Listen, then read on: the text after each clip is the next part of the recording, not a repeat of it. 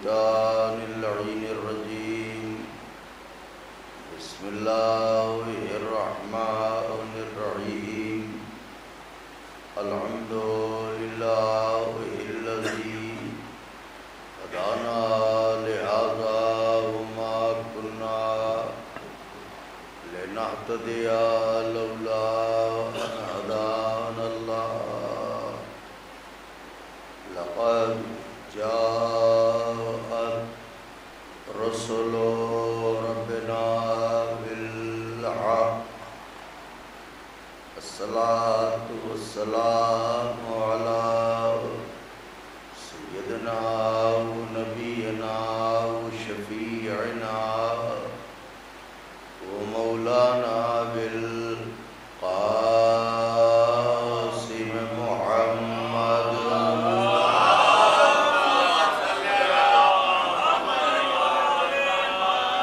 وأهل بيته الطيبين الطاهرين المعصومين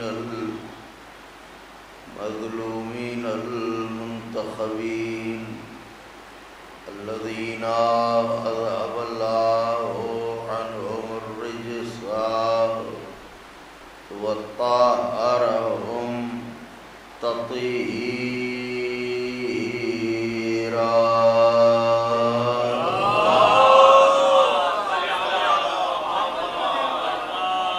ولعنة الله على أعدائهم وقتلتهم وغاصبي حقوقهم ومنكري فضائلهم ومصائبهم وشجاعتهم وطهارتهم وسخاوتهم وجلالتهم وولايتهم وعظمتهم وعطشهم أجمعين من ليلنا هذه إلى قيام يوم الدين أما بعد فقد قال الله سبحانه تبارك وتعالى في القرآن المجيد والفرقان الحميد وهو أصدق الصادقين وقوله الحق بسم الله الرحمن الرحيم وما خلقت الجن والإنس إلا ليعبدون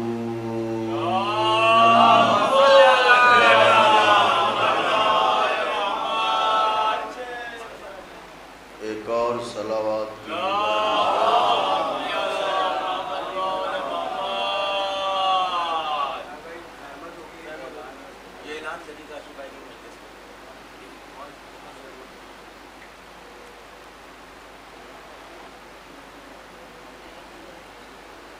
الوداعی مجلس عزا انشاءاللہ 4 ربیع الاول کو 8:30 بجے شب میں برپا ہوگی۔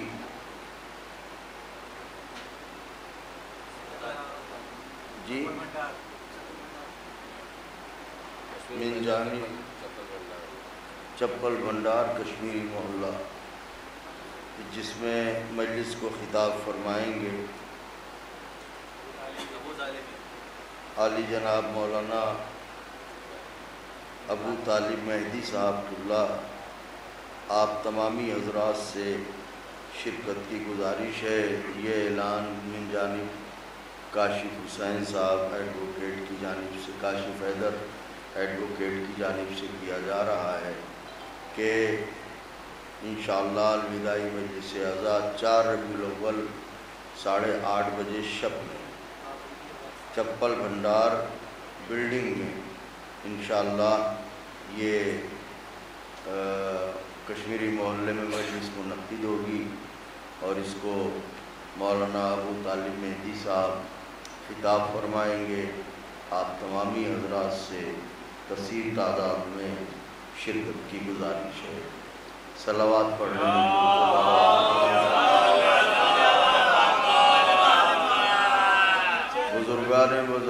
ملت، برادران ایمانی، کرم ہے حضرات چہاردہ معصومی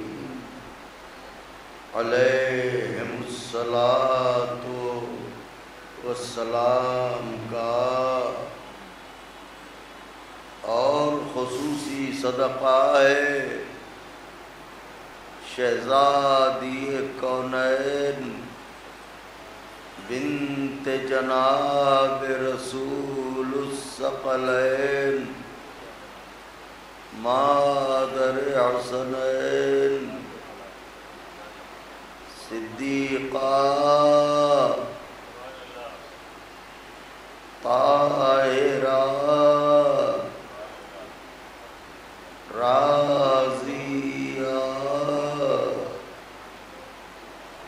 مرضیہ بطول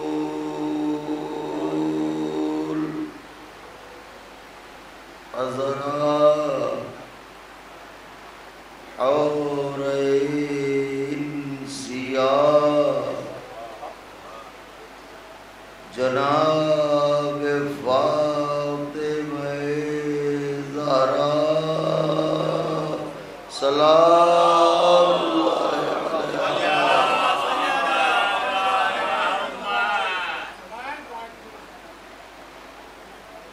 شکستہ پہلوؤں کے حضور ایک اور صلوات کی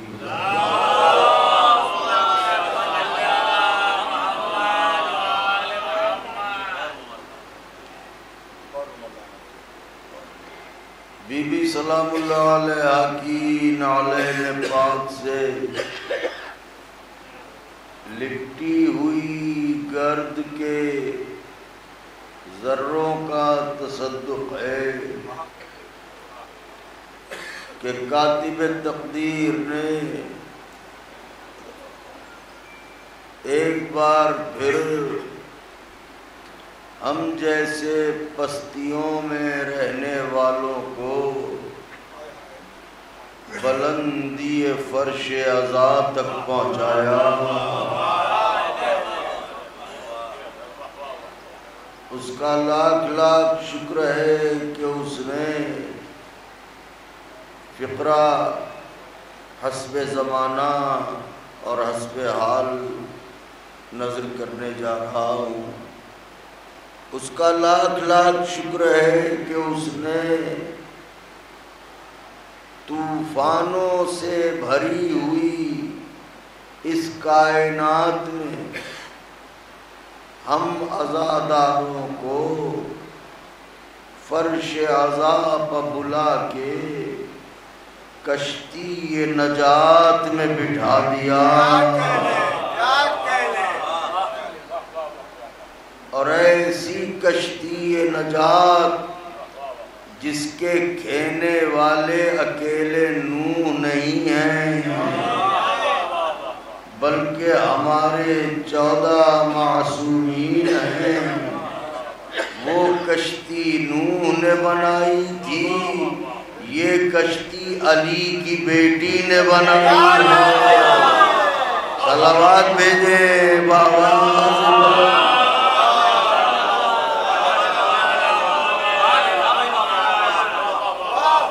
جناب زینب کبریٰ نے اس کشتی کو بنایا، وہ کشتی نوح نے لکڑی اور کیلوں سے بنائی، یہ کشتی علی کی بیٹی نے آہوں سے، آنسوؤں سے، مرثیوں سے، نوحوں سے بنائی، اور قیامت تک کے لیے اس کشتی میں نجات حاصل کرنے والوں کے لیے گنجائش پیدا کر دی، اور آواز دی کہ یہ وہ کشتی نہیں ہے کہ طوفان میں اگر کوئی چھوڑ کے بھاگے تو ڈوب جائے، بیچ طوفان سے بھی اگر کوئی آنا چاہے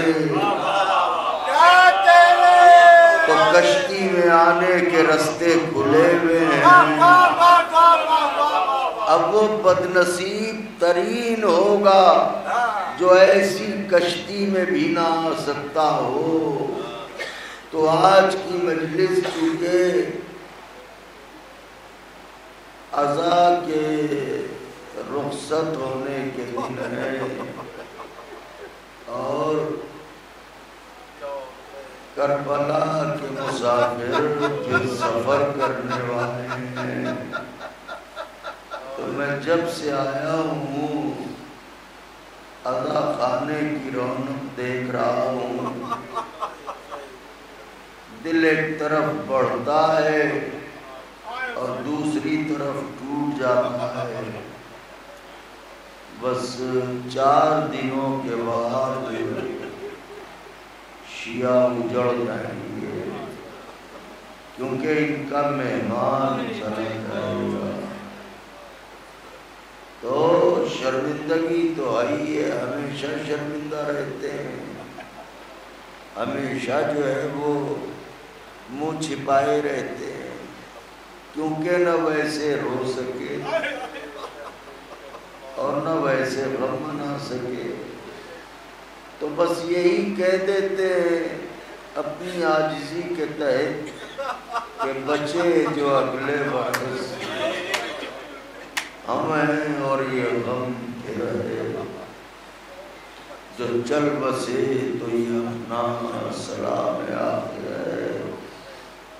تو چند لمحے گفتگو ہوگی، مگر آپ حضرات کی محبتیں درکار ہیں۔ اللہ نے ارشاد فرمایا کہ میں نے نہیں پیدا کیا جنوں کو اور انسانوں کو مگر اس لیے کہ وہ میری عبادت کریں۔ آیہ قرآنی کا کمال یہ ہے کہ جب آل محمد علیہ السلام کی محبت میں آپ غور کیجئے تو کوئی نہ کوئی نیا پہلو اجاگر ضرور ہوتا ہے، کیونکہ وارث قرآن وہی ہیں۔ تو ہم تو انتظار میں ہیں اس بولتے قرآن کے کہ وہ آئے اور وہ بتائے کہ کس آیت میں اس کی کون سی فضیلت ہے۔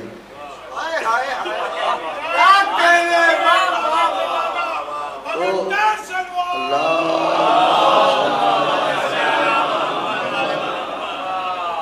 تو توجہ فرمائیے گا۔ تو اب اس آیہ کریمہ میں غور یہ کیجئے حضور کہ وما خلقت الجن والانس، جواد بھائی، شباب بھائی، بات شاید اچھی لگے جو عرض کرنا چاہتا ہوں کہ وما خلقت الجن والانس الا لیعبدون، میں نے نہیں پیدا کیا جنوں کو اور انسانوں کو مگر اس لیے کہ وہ میری عبادت کریں۔ اس آیہ کریمہ میں اللہ نے وقت کی تخصیص نہیں فرمائی ہے، نہ استثناء کیا ہے کہ ہم نے انسانوں کو اس لیے پیدا کیا کہ 2 گھنٹے عبادت کریں، 22 گھنٹے گھومے پھریں۔ میں جو کہنا چاہ رہا ہوں ذرا غور فرمائیے گا۔ تو اس میں کلی طور پہ اللہ نے جو مقصد خلقت بتایا ہے وہ ہے عبادت، یعنی ہمیں آزادی نہیں ہے، ہم پیدا ہی کیے گئے ہیں عبادت کے لیے۔ سانس سانس عبادت، لمحہ لمحہ عبادت، لحظہ لحظہ عبادت، اٹھنا بیٹھنا عبادت، چلنا رکنا عبادت، گھر سفر عبادت، لمحہ لمحہ عبادت ہمیں اللہ نے پیدا کیا ہے۔ یعنی ہمیں کسی وقت عبادت نہیں کرنا ہے بلکہ ہما وقت عبادت کرنا ہے۔ اب اگر بات واضح ہو گئی ہو تو عرض کروں، ہمیں کسی وقت عبادت نہیں کرنا ہے بلکہ ہما وقت عبادت کرنا ہے۔ اب وارث قرآن سے پوچھا کہ بتائیے ہم ہر لمحے کو عبادت کیسے بنائیں؟ واہ واہ سبحان اللہ. ہم ہر لمحے کو عبادت کیسے بنائیں؟ کیونکہ جب عالم اسلام سے پوچھتے ہیں تو عالم اسلام چلا کے کہتا ہے اللہ نے جس عبادت کے لیے ہمیں پیدا کیا ہے اس عبادت کا نام ہے نماز. اس نمازوں کا شور وہ مچا رہے ہیں جنہوں نے نمازیوں کو نماز میں مارا.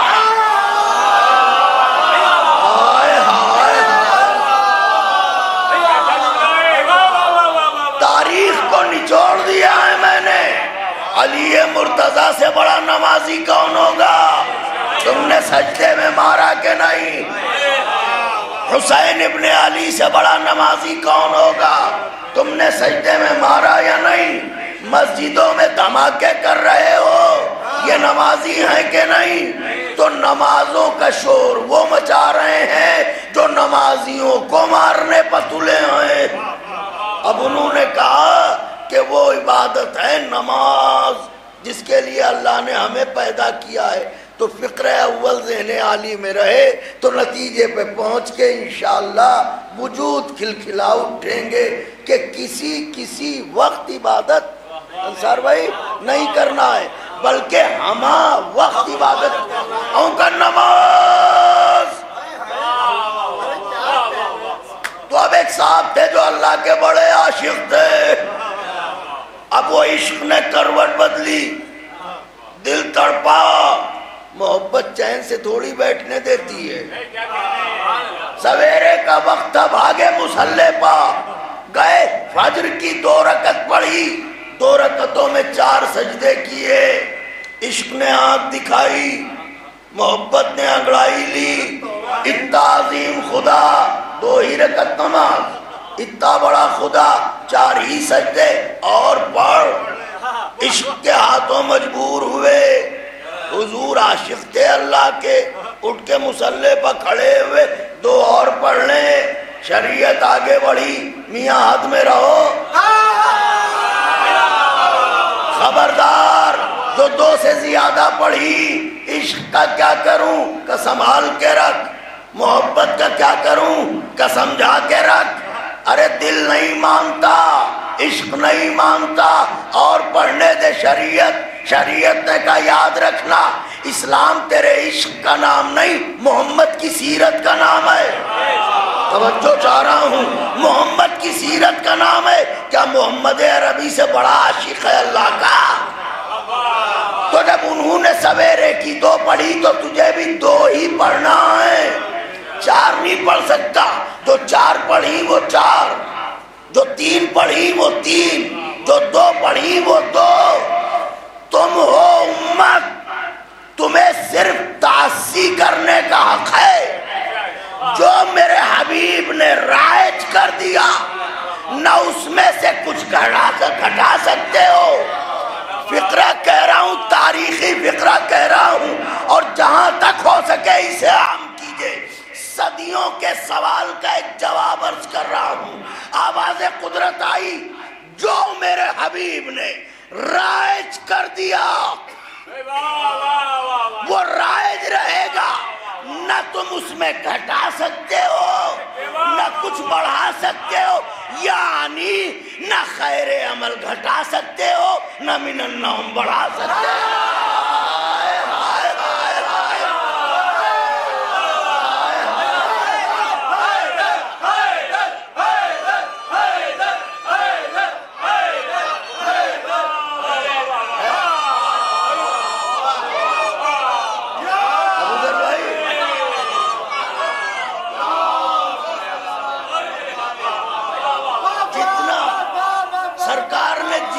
دیا ہے بس اتنا، نہ گھٹا سکتے ہیں.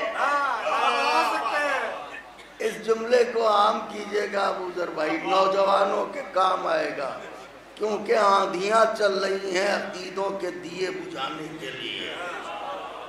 ہے نا، لقد کان لکم فی رسول اللہ اسوۃ حسنہ. تو پیغمبر جتنا کہہ گئے ہیں بس اتنا ہی، نہ گھٹاؤ نہ بڑھاؤ. تو پیغمبر اسلام کی زندگی میں خیر العمل تھا، من النوم نہیں تھا. لہذا نہ اسے گھٹاؤ نہ اسے بڑھاؤ. سبحان اللہ سبحان اللہ. اچھا تو 2 رکعت پڑھی کہ آپ کیا کریں؟ کا انتظار کب تک؟ کا ظہرین تک. 4 پڑھ لینا، اور وہ بھی گھر میں رہنا تو 4 پڑھنا.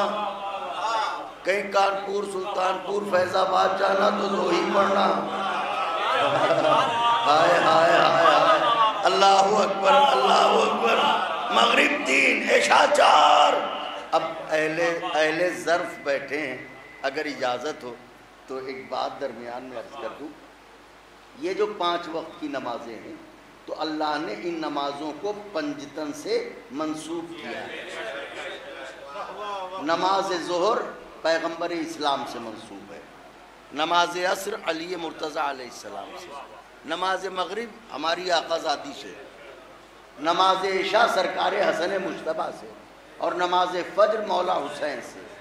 لیکن لطف کی بات بتائیں، ظہر کی نماز پیغمبر سے منسوب، عصر کی نماز علی مرتضیٰ سے منسوب، عشاء کی نماز حسن مجتبیٰ سے منسوب، فجر کی نماز مولا حسین سے منسوب، مغرب کی نماز بی بی زہرا سے منسوب.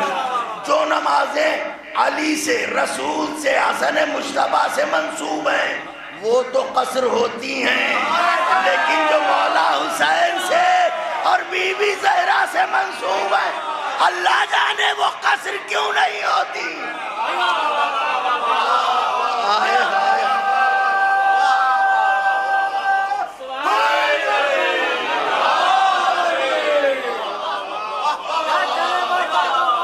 اب یہ راز تو امام ہی بتائیں گے، لیکن ظہر سرکار رسالت پناہ سے منسوب ہے، یہ قصر ہوتی ہے. عصر جناب امیر سے منسوب ہے، قصر ہوتی ہے. عشاء مولا حسن سے منسوب ہے، قصر ہوتی ہے. مگر مغرب 3 کی جگہ 1.5 نہیں ہوتی. فجر 2 کی جگہ 1 نہیں ہوتی ہے. اچھا تو بہرحال تو اب اللہ نے پیدا کیا ہر وقت عبادت کے لیے، اور ہم جو نماز پڑھنے گئے اس نے ہمیں وقت کا پابند کیا، اتنے بجے سے اتنے بجے تک، اور صرف اتنی عبادت. واہ واہ سبحان اللہ. تو میں نے کہا حضور اللہ نے تو پیدا کیا عبادت کے لیے، آپ نے کہا وہ عبادت ہے نماز. تو نماز تو آدھے گھنٹے میں سب 17 رکعت ختم ہو گئی، باقی 23.5 گھنٹے کیا کریں؟ ارے ان کا روزے بھی تو ہیں. تو میاں یہ تو آپ نے عجیب بات کہی. وکیل صاحب نمازوں میں گھنٹوں کا انتظار، روزوں میں تو مہینوں کا انتظار ہے. 11 مہینے رستہ دیکھیے، 12ویں مہینے روزہ رکھیے. ان کا حج بھی تو ہے. یہ تو قیامت پہ قیامت ڈھا دی. نمازوں میں گھنٹوں کا انتظار، روزوں میں مہینوں کا انتظار، اور حج میں پوری زندگی کا انتظار. وہ بھی اگر مستطیع ہوئے تو، ورنہ نہیں. تو ہم میرا ایک سوال ہے، ہمیں پیدا کیا گیا عبادت کے لیے اور ہر وقت عبادت کے لیے.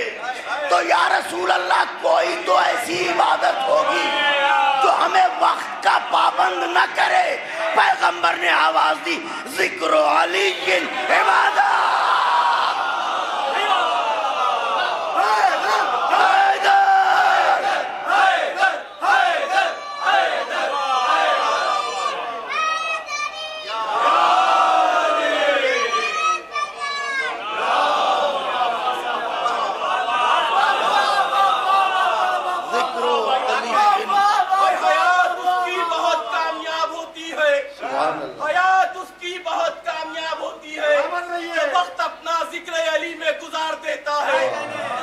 پر اپنی فقط یا علی مدد لکھ لو، یہ وہ نام ہے جو مقدر سماعت ہے.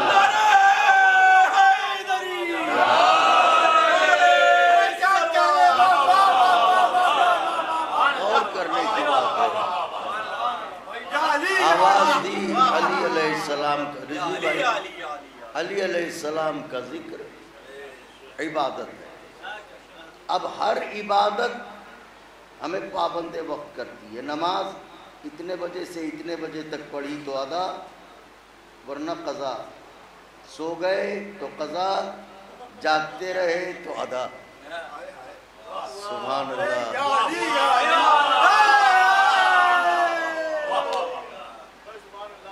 روزہ اتنے بجے رکھا اور اتنے بجے افطار کیا تو ادا۔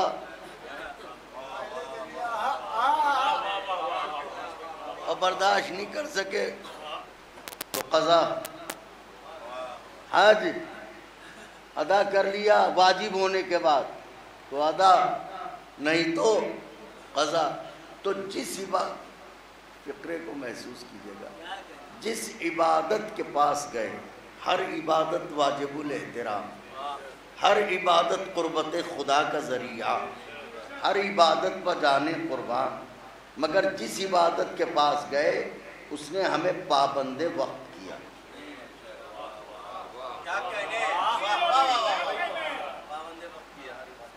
لفظیں بدل دوں، پابند وقت نہیں کیا بلکہ ہمیں اہمیت وقت بتایا۔ ہمیں اہمیت وقت بتایا۔ اب یہ بھی عبادتیں ہیں اور ذکر علی بھی عبادت ہے، دونوں میں فرق کیا ہے؟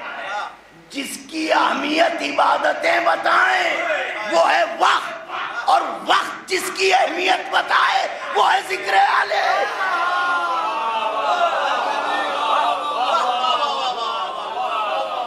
وقت نے اہمیت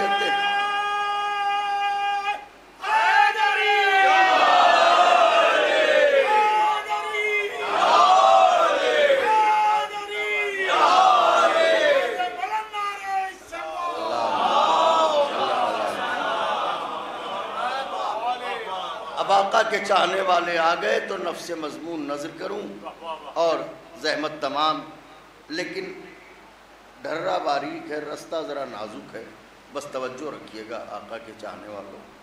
تو پریشانی یہ ہوئی کہ مبلغین توحید نے جو توحید کی تبلیغ کی وہ بہت ہی خوفناک انداز میں، یعنی ہمیشہ بندے کو ڈرایا اس سے۔ واہ واہ سبحان اللہ۔ بندے کو ہمیشہ اس سے ڈرایا، میاں خوف کھاؤ، وہ قہار ہے، وہ جبار ہے، وہ دوزخ میں پھینک دے گا۔ یعنی ایسی تبلیغ توحید کی کہ اس کا نام آتے ہی بندہ تھر تھر کانپنے لگے۔ میاں بے شک وہ قہار ہے، جبار ہے، دوزخ میں پھینکے گا، مگر وہابیوں کے علاقے میں جا کے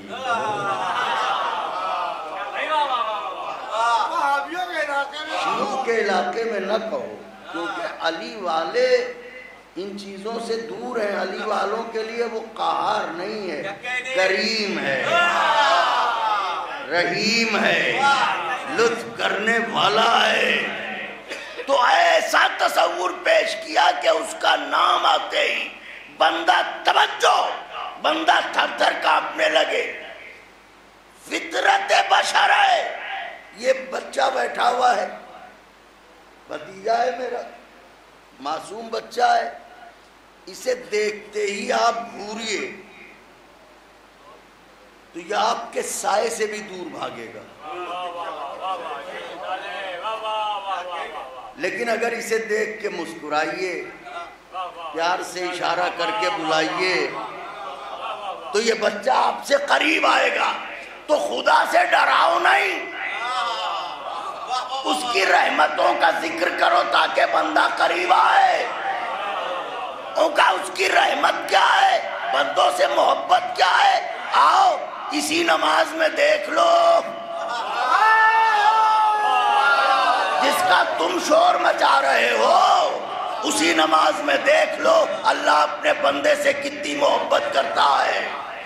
اگر اللہ یہ کہہ دیتا کہ یاد رکھنا نماز صرف باجماعت مانی جائے گی، میں کچھ کہہ رہا ہوں مولا کے چاہنے والوں، اکثریت بھوکی مر جاتی. کوئی آفس میں ہے، کوئی کاروبار میں ہے، کوئی کہیں ہے، اگر وہ یہ کہہ دیتا اول وقت واجب ہے بعد میں نہیں مانی جائے گی،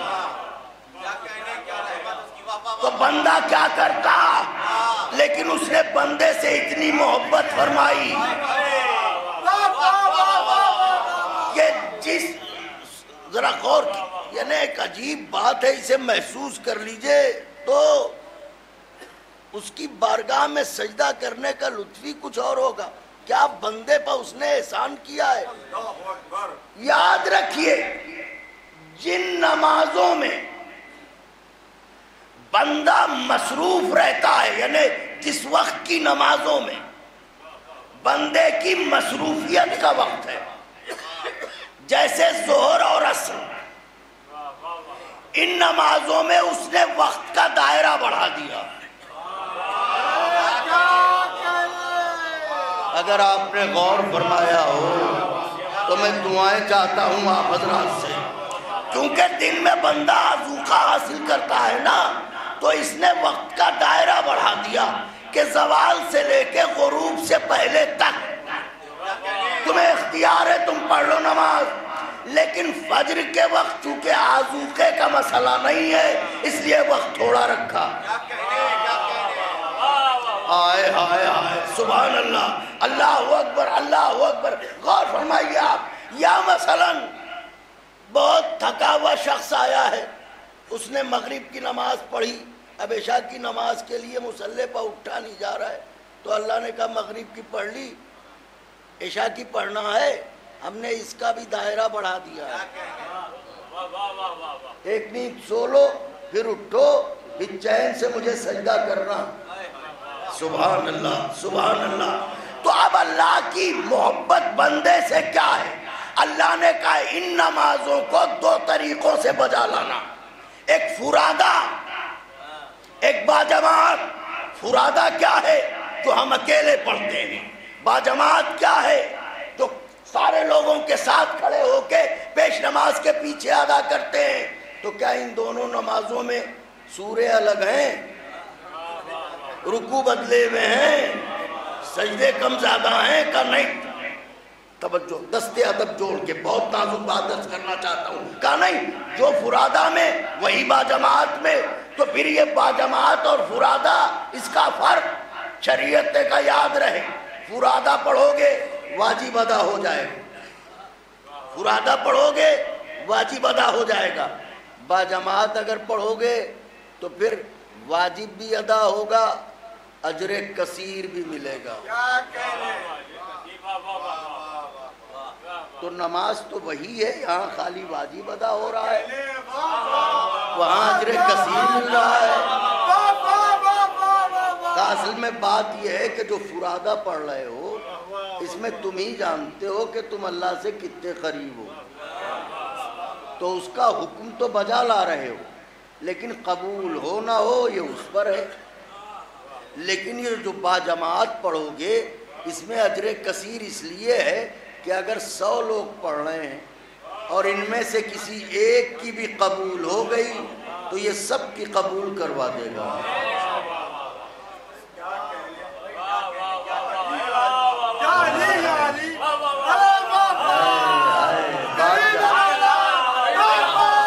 بات جہاں جا رہی ہے توجہ، اگر ایک کی قبول ہو گئی تو سب کی قبول ہو جائے گی، وہ سب کی قبول کروا دے گا. تو بھائی پڑھ تو رہے تھے 100، تو یہ 99 کی کیا خطا ہے جو ان کی قبول نہ ہوئی؟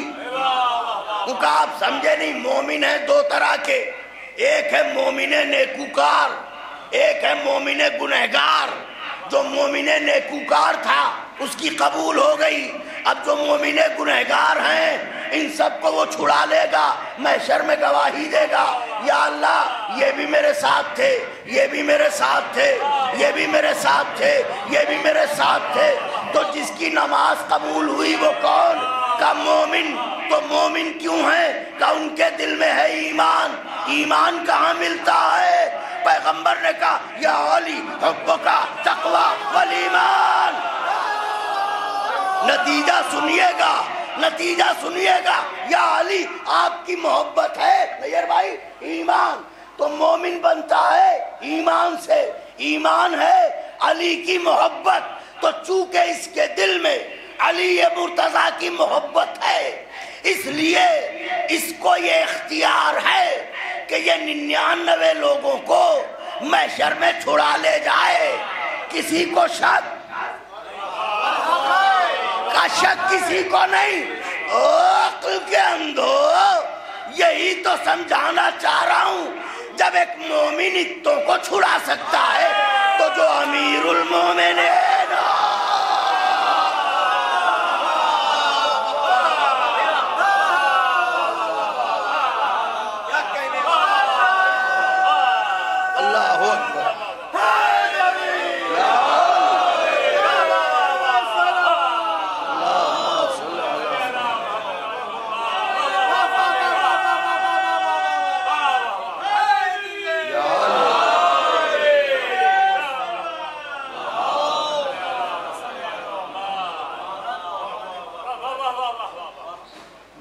آخری مرحلے میں ہے.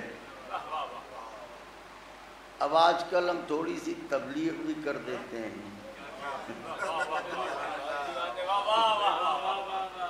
حالانکہ جو ذکر کرتے ہیں اس سے بڑی تبلیغ کیا ہے. لیکن یہ ہے کہ بھئی امر بالمعروف ہے تو یہ بھی.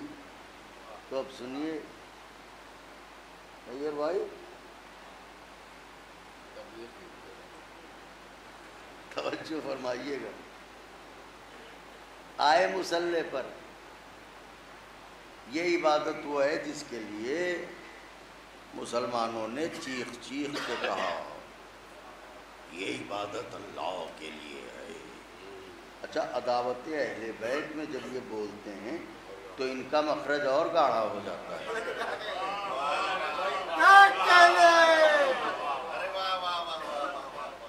اس میں غیر اللہ کا تصور آ جائے گا تو نماز باطل ہو جائے گی. اللہ نے کہا تو صحیح کہ اپنے نبی کی پشت پر حسین کو نبی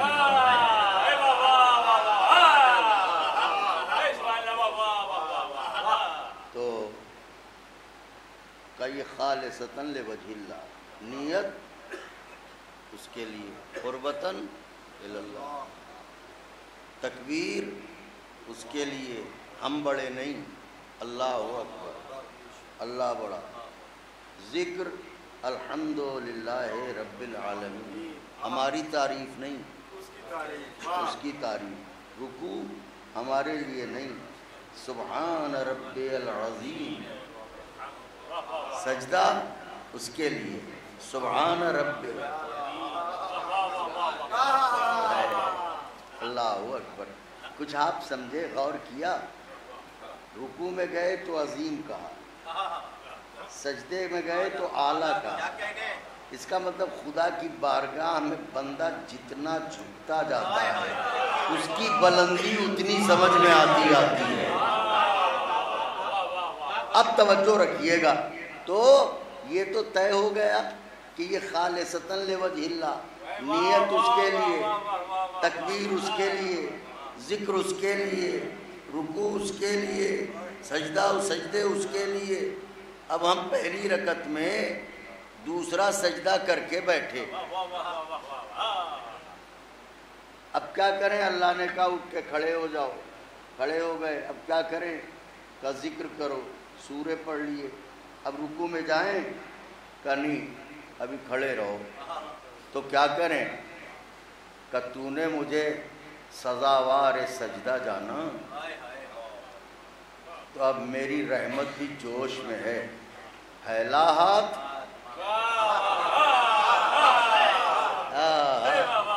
جہاں پہ آنے والا ہوں اے کاش کہ میں عرض کر سکوں ذرا ہاتھ پھیلا.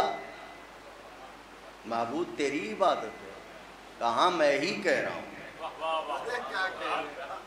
ہاتھ پھیلا ہم نے یوں کھڑے کھڑے یوں مصلی پہ ہاتھ پھیلا دیے. اللہ نے کہا تھوڑا اور اوپر لا. اور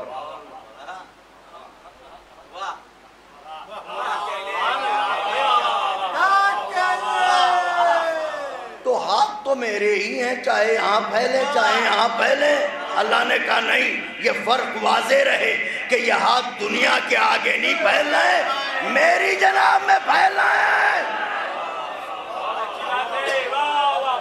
میری بارگاہ میں پھیلنا ہے. اب ہاتھ پھیلا، توجہ، ہاتھ پھیلا کے کھڑے ہوئے اللہ نے کہا مانگ، دعا مانگ. نماز اس کے لیے بیچ نماز میں روک کے کہہ رہا ہے دعا مانگ. اب ہم تو لغت کے کنگال، ہم لفظیں کہاں سے لائیں جو ہم اس سے دعا مانگے. آواز دی وہی دعا پڑھ جو تعلیم کی گئی ہے. بسم اللہ الرحمن الرحیم. ربنا ولے والے وللمؤمنین یوما ربنا اغفر لی. لیکن بھائی تبلیغ کر رہا ہوں اب. ربنا اغفر لی ولے والدیہ، ربنا اغفر لی ولے والدیہ وللمؤمنین. اے میرے پروردگار مجھے بخش دے، میرے پالنے والے کو بخش دے، مجھے بخش دے، میرے پالنے والے کو بخش دے، میرے مومن بھائیوں کو بخش دے، میرے مومن بھائیوں کو بخش دے، میرے مومن بھائیوں کو بخش دے. میاں مرد ہیں تو ایک ہی بات پر ٹکے رہیے، مصلی پہ کھڑے ہو کے بخشش کی دعا کرتے ہیں، باہر نکلتے ہی غیبت کرتے ہیں. اللہ اکبر، اللہ اکبر.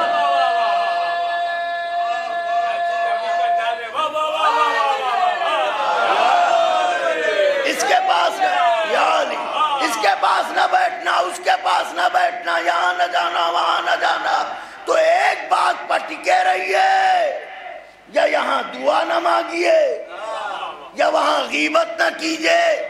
کہیں ایک جگہ تو جھوٹ بول رہے ہیں. اب یہ ہو گئی تبلیغ. اب اصل تبلیغ سن لیجئے، گفتگو کو تمام کر دوں. کیا کہا کھڑے ہو کے؟ ربنا، دوہرا دیجئے، ربنا اغفر لی ولے والدیہ ولے والدیہ ولے والدیہ. اے میرے پروردگار میری مغفرت کر، میرے پالنے والے کی، میرے پالنے والے کی، میرے پالنے والے کی. بتاؤ مسلمانوں، یہ دعا تمہیں سکھائی کس نے؟ کہ محمد عربی نے. اس کا مطلب وہ بھی یہی مصلی پہ کھڑے ہو کے کہتے تھے ولے والدیہ ولے والدیہ ولے والدیہ. میرے پالنے والے کو، میرے پالنے والے کو. بتاؤ تو محمد کو پالا کس نے؟ بتاؤ تو محمد کو پالا کس نے؟ ارے تمہارے باپ نے پالا یا علی کے باپ نے؟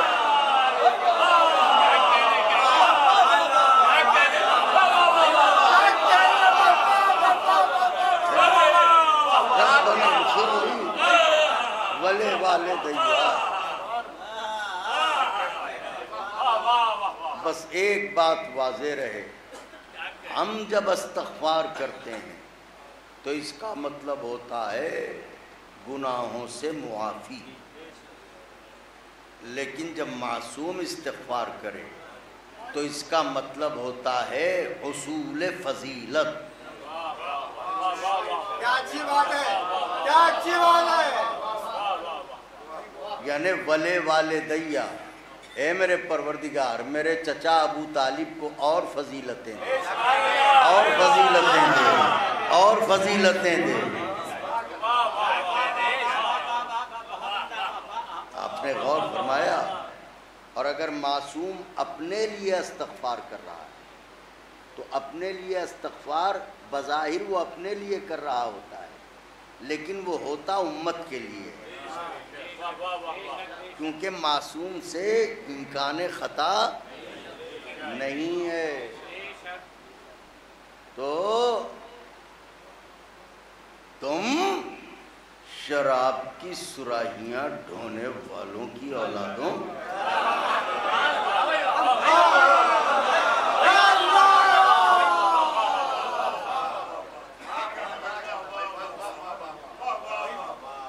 تم آستینوں میں بت چھپا کے مسلوں پہ آنے والوں،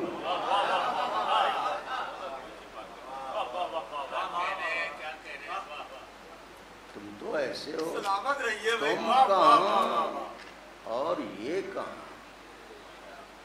یہ سرکار ابو طالب ہیں،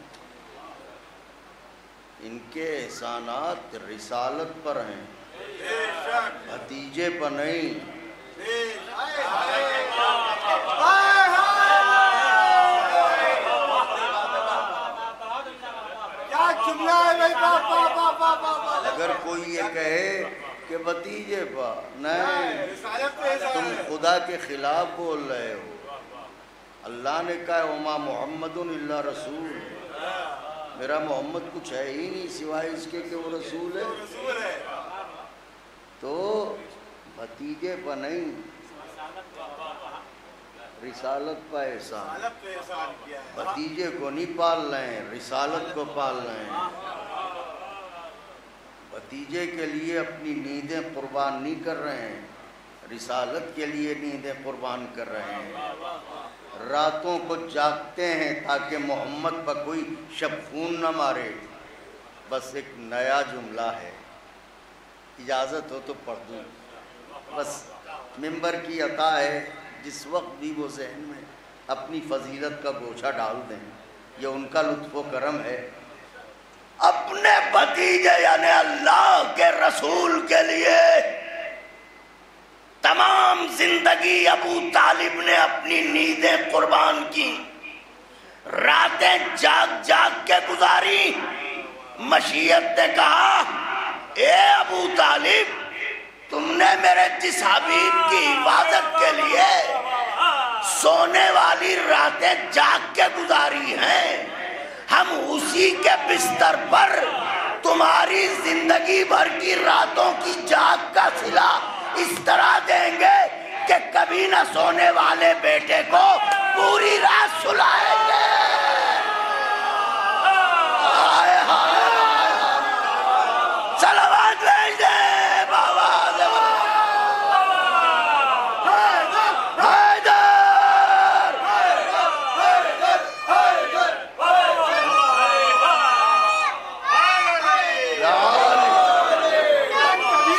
شاید نیا پہلو ہو، بات تمام ہو گئی۔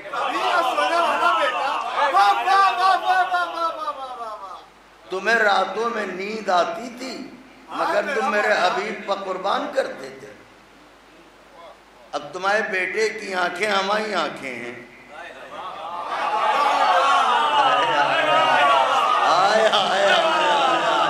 عین اللہ، تو اسے نیند تو آتی نہیں۔ نہیں بھائی، ہم آپ اسی لیے تو سوتے ہیں کہ ہماری آنکھیں ہیں، تو اسی لیے سوتے ہیں ہم۔ آپ گھر میں ہوں، مجلس میں ہوں، محفل میں ہوں، صلوات پڑھے گا۔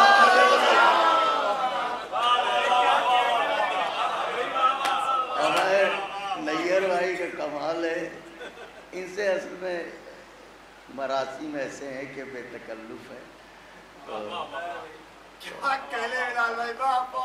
آپ یقین کریں سب سے اچھی نیند نیر بھائی کو فرش عزا پہ یا فرش محفل پہ آتی ہے، اور یہ ان کے پاکیزہ روح ہونے کی دلیل ہے۔ اب ایسا نہ ہو کہ سب اپنی روح کی پاکیزگی ثابت کرنے کے لیے راٹے بھرنے لگے۔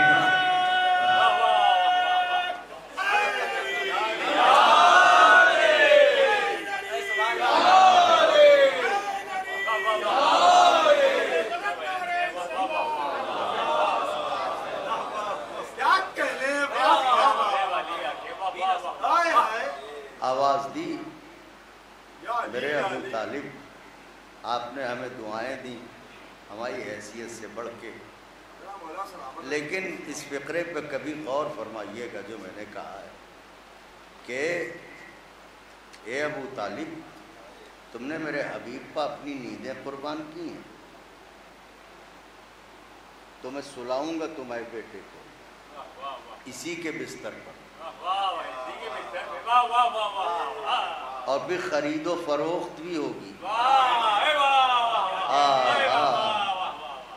ہم تمہارے بیٹے کا نفس خرید لیں گے، اسے اپنی مرضی نہیں اپنی مرضیاں دے دیں گے۔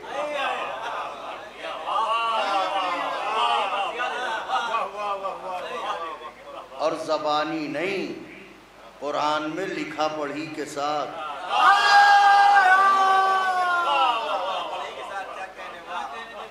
لکھا پڑھی کے ساتھ۔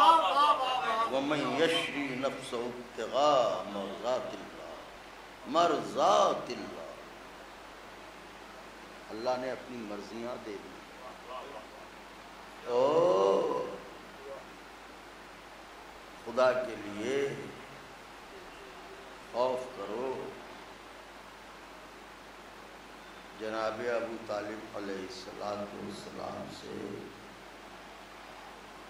بغض چھوڑ دو۔ بہت تکلیف ہوتی ہے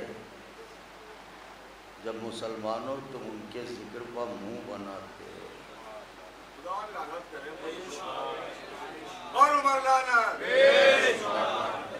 تمہیں پتہ ہے جناب ابو طالب کتنے زخمی ہیں؟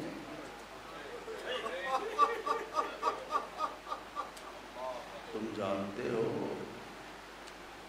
زخموں سے چور ہیں ابو طالب۔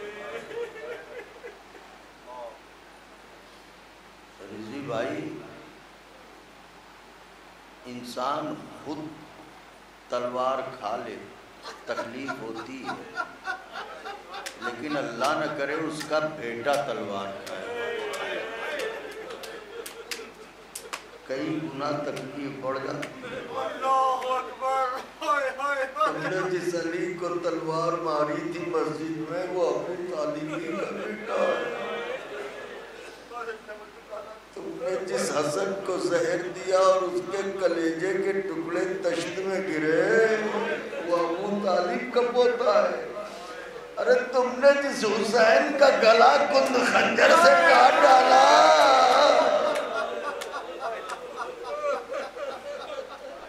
نہ مسلمانوں ایسا نہ کرو۔ کیا منہ دکھاؤ گے رسول اللہ کو جب رسول اللہ تم سے کہیں گے میرے چچا کے لیے گستاخی کی؟ ہم نہیں جانتے کہ محشر میں جب جناب ابو طالب آئیں گے تو کس حال میں آئیں گے، کتنے زخم لیے ہوئے آئیں گے۔ لیکن اتنا جانتا ہوں کہ ایک زخم ضرور دل پر تازہ ہوگا، پوتی کی بے ردائی کا زخم، زینب کبریٰ کی بے ردائی کا زخم۔ ایک غیرت دار دادا اس کی پوتی کے سر سے چادر چھن جائے،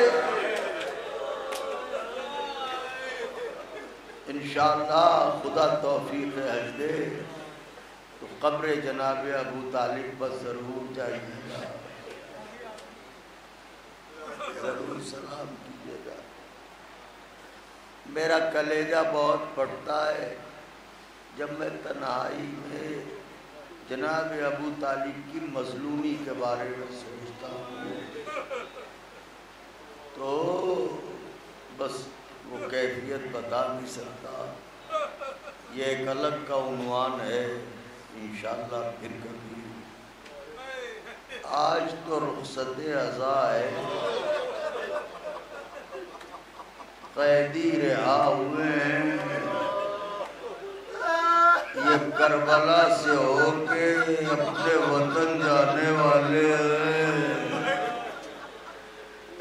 مگر افسوس یہ ہے کہ آئے تھے تو بھرا گھر ساتھ تھا، جا رہے ہیں تو اجڑے ہوئے ہیں، لٹے ہوئے ہیں، آمادہ گریہ ہیں۔ تو بر رہائی کا ایک فقرہ سن لیجئے اور اس کے بعد مدینے کا ایک واقعہ اور مجلس تمام کر دوں۔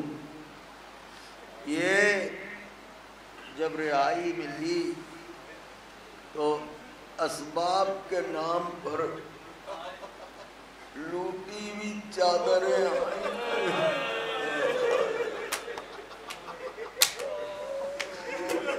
علی کی بیٹی آگے بڑھی، آواز دی آؤ آؤ بیویو، اپنی اپنی چادریں لے لو۔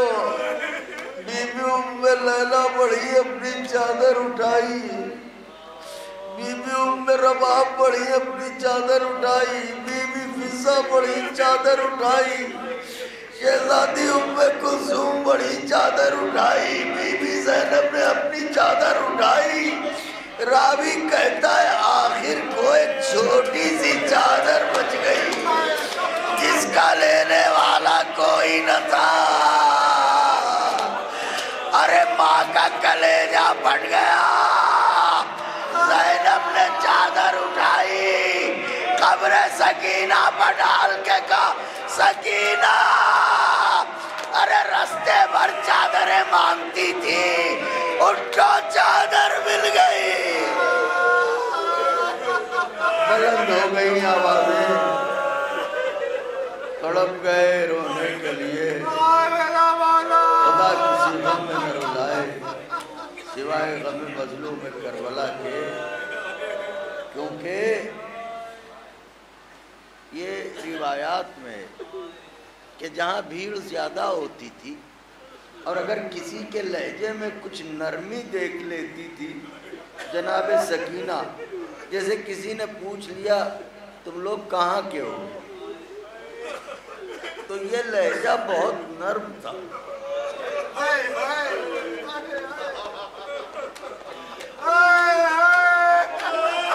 تو بی بی سکینہ بے قرار ہو کے ایک ہی بات کہتی تھی، یہ بتاؤ تمہارے گھر میں کوئی چادر رکھی ہے؟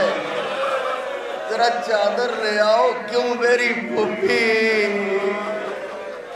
میری دائیں؟ جب چادر اس بی بی کی لحد پر ڈالی گئی ہوگی تو کیا گزری ہوگی دل پر؟ تو بس یہ رہا ہوئے اے عزا کے دن، خدا حافظ۔ اے حسین کے محرم، ہم حسین کو الوداع کہنے کے قابل تو نہیں ہیں۔ اے حسین کے محرم الوداع، مگر اے حسین کے غم تجھے الوداع نہ کہیں گے، تو یہیں رہنا۔ اسی غم کے سہارے تو سال بھر جیتے ہیں۔ تو ایک گزرتی ہوئی تاریخ ہو، ان عزاداروں کی عزاداری کو قبول کرنا۔ یہ شہر عزا ہے، گھر گھر حسین کا ماتم بپا ہے، ایک بے چینی ہے ہر عزادار میں، ایک تڑپ ہے، یہاں بھی چلے چلو مجلس میں، وہاں بھی چلے چلو مجلس میں، وہاں بھی چلے چلو مجلس میں، حسین جا رہا ہے۔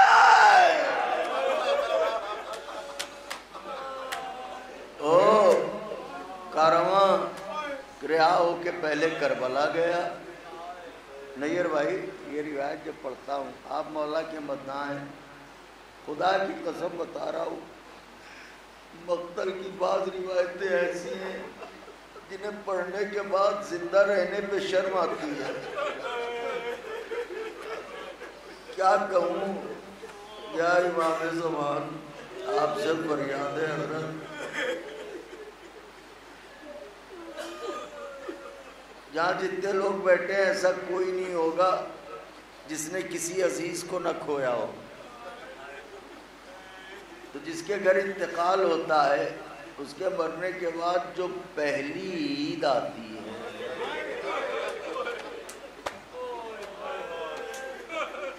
وہ عید بڑی دردناک ہوتی ہے۔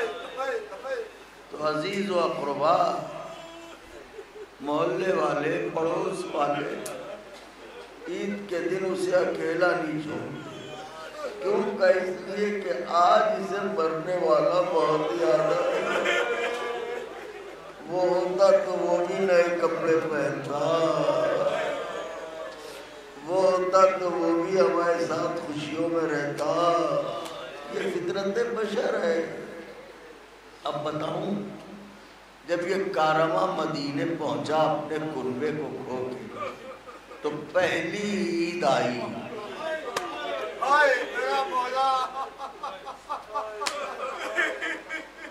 بیویاں اکٹھا ہوں۔ بی بی رباب نے کہا بی بی ام لیلہ سے، پرسہ لے لو گیسووں والے کا۔ ام لیلہ نے ایک چیخ ماری، کہا آپ بھی پرسہ لے لیں اپنے ننھے مجاہد کا۔ ایک ایک بی بی نے ایک ایک بی بی کو پرسہ دینا شروع کیا کہ اتنے میں کسی نے کہا سنو، آپ کا ایک بیٹا مارا گیا، آپ کا بھی ایک بیٹا، آپ کا بھی ایک، میرا بھی ایک۔ آج زیادہ بے قرار وہ بی بی ہوگی جس کے 2 بیٹے مارے گئے۔ چلو شہزادی زینب کے پاس چلے، انہیں تو ان کی بھی یاد آ رہی ہوگی، محمد کی بھی یاد آ رہی ہوگی۔ یہ کہہ کے علی مرتضیٰ کی بہویں علی کی بیٹی کی طرف چلی۔ زینب کبریٰ نے آتا دیکھا، آؤ آؤ ہمارے پاس بیٹھو۔ کیسے آنا ہوا؟ تمام بیویوں نے بادب ہو کے کہا بیوی ہمارے ایک ایک مارے گئے، آپ کے دونوں بیٹے مارے گئے، آپ کو بہت یاد آ رہی ہوگی، بی بی پرسہ قبول کر لو۔ علی کی بیٹی نے سر اٹھایا کہ اس لیے ہمارے پاس آئی ہو کہ ہمارے 2 بیٹے مارے گئے، تمہارا ایک بیٹا مارا گیا، تو اگر اسی وجہ سے آئی ہو تو وہاں چلو جس کے 4 مارے گئے۔ کون کا امبا بنے؟ علی کی بیٹی اٹھی، آگے آگے زینب، پیچھے پیچھے بیویاں ماں کے حجرے کے پاس گئیں۔ ہلکا سا کواڑ کھلا تھا، جیسے ہی ماں نے علی کی بیٹیوں کو بہوؤں کو آتا دیکھا، گھبرا کے اٹھی، عصا کا سہارا لیا، دروازے پہ آئیں، آؤ آؤ میری عزت بڑھانے آئے، آؤ آؤ آؤ آؤ، یہ کہہ کے سب کو حجرے میں لائی بٹھایا۔ راوی کہتا ہے اسی حجرے میں ایک ننھا سا شہزادہ بھی بیٹھا تھا جس کا نام تھا فضل، عباس دلاور کا سب سے چھوٹا بیٹا۔ ایک مرتبہ ام بنین نے فضل کی طرف دیکھا، فضل یہ بتاؤ تمہارے بابا کا منصب کیا تھا؟ دادی اماں میرا بابا سقائے اہل حرام، ان کا سقا تھا۔ تو کہا یہ بتاؤ آج وہ نہیں ہے، یہ بیویاں آئی ہیں، کیا تم پانی نہ پلاؤ گے؟ فضل اٹھے، دیوار سے مشکیزہ ٹنگا تھا، مشک کو اٹھایا، کاندھے پر رکھ کے اب جب دروازے کی طرف مشک بھرنے چلے، زینب کی نظر پڑی، چیخ پڑی زینب، اماں فضل کو جلدی بلاؤ، ارے میرا بھیا عباس اسی انداز سے گیا تھا، آج تک واپس